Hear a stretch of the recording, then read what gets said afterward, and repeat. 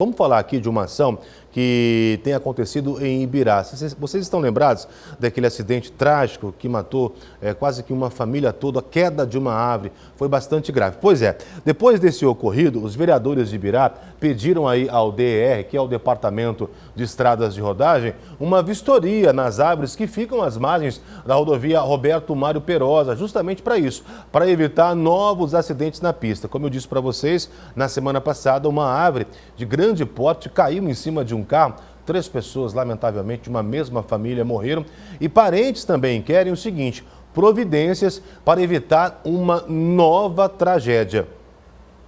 Há alguns dias a vida desses moradores de Ibirá não é mais a mesma.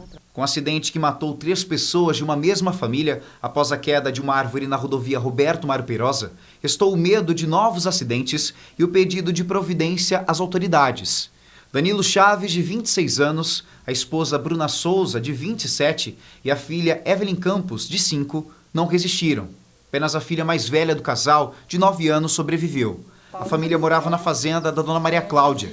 Danilo era o caseiro. Eles eram pessoas, assim, maravilhosas. Eu tinha a família toda como se fosse minha família também. Porque era uma convivência, assim, de todo dia. As menininhas ficavam na minha casa, às vezes, quando eles tinham que sair. E ele era um menino que... Eu falo um menino porque ele tinha só 26 anos. Ele fazia tudo, ele parava qualquer coisa para atender. Os vizinhos precisavam de alguma coisa, ele estava sempre pronto para fazer. E não fazia outra coisa a não ser trabalhar. A rodovia Roberto Mário Perosa é repleta de árvores nas margens. A chuva das últimas semanas provocou a queda de algumas delas, devido ao solo úmido.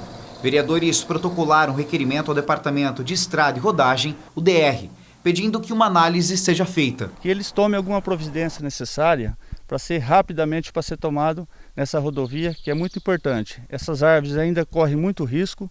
Passemos lá agora, tem muitas árvores ainda pendidas por cima da pista, que é muito perigoso. Então que ou a ambiental ou a DR que se responsabilize logo e venha tomar alguma decisão. Isso seria muito importante para a nossa cidade, porque o pessoal que vai para Rio Preto é muito movimento, então a rodovia acaba se tornando perigosa. O carro seguia no sentido de Ibirá. Naquele dia o pai decidiu trazer toda a família.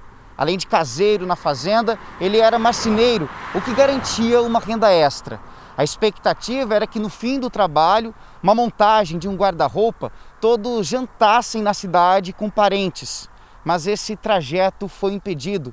Uma fatalidade que ceifou a vida de 3 pessoas. Aqui no acostamento, o tronco permanece e dá a dimensão e o peso da árvore que atingiu o veículo. Alguns dias já se passaram e só agora a família conseguiu retornar à casa para retirar os pertences. Dona Sueli, mãe de Bruna, diz que ainda é difícil aceitar a fatalidade. O que tem dado forças à mulher é a responsabilidade da criação da neta sobrevivente, que neste momento é dela. Hoje eu olho nela. Claro que a gente longe, a gente se esconde para chorar, né? Se esconde para não mostrar a emoção que a gente está sentindo, o baque ainda. Mas quando ela está perto, você já sorria, mas não é aquele sorriso que você tem que mostrar, mas é um sorriso que dói. Você vê sua neta que perdeu pai, mãe e irmã ao mesmo tempo. Dona Sueli comenta que a neta viu tudo. Foi ela responsável por ligar e avisar a família que estava bem, que os pais e a irmã estavam sendo socorridos. A avó acredita que será importante o acompanhamento com profissionais. Ela mostra que ela está bem. Ela mostra dura, sabe, que ela está bem. Você não se vê ela chorar. Eu acho que ela colocou um bloqueio na hora do acidente. Ontem, conversando com ela, se desabafa com a avó, ela falou que não. Tem alguma coisa para falar com a avó? Não. Mas eu tenho que ajudar minha neta agora.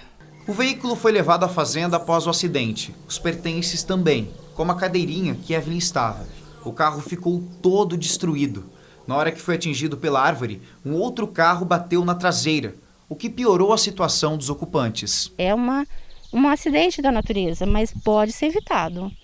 Aquele não pôde porque talvez ninguém tenha percebido, mas agora a gente sabe.